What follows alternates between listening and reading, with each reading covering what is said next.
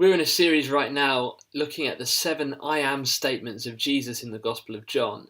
And on Sunday, we were looking at Jesus' statement in John chapter 10, verse 11, where he says, I am the good shepherd who lays his life down for his sheep. And Jesus contrasts between the good shepherd and the hired hand, who, when danger comes, clears off, because after all, it's not worth his minimum wage to risk his life for the sheep.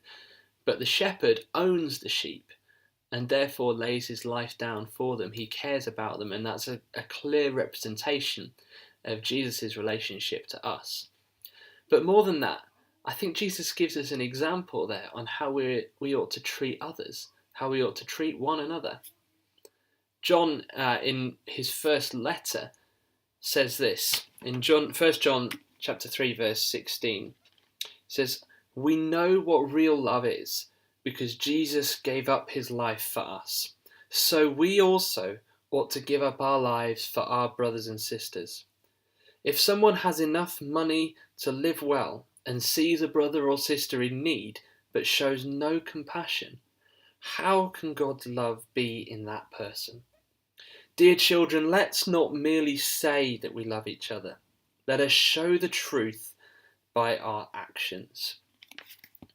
Jesus didn't just say, I am the good shepherd who laid down his life for the sheep. He literally did it.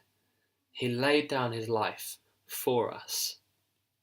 So when we say we're followers of Jesus and we ought to love one another as Jesus has taught us, that they'll know that you're my disciples because you love one another. That needs to be more than just words for us. That needs to be more than just a thing that we say, but it needs to be demonstrated by the way that we live, the way that we act, the way we respond in situations, the way that we treat people within the church and outside of the church.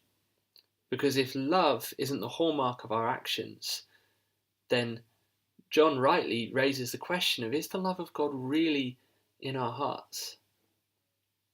So, who can you show love to this week? What situations are you facing right now where you can choose to show love, to be the good shepherd to those around you, following the example set by Jesus?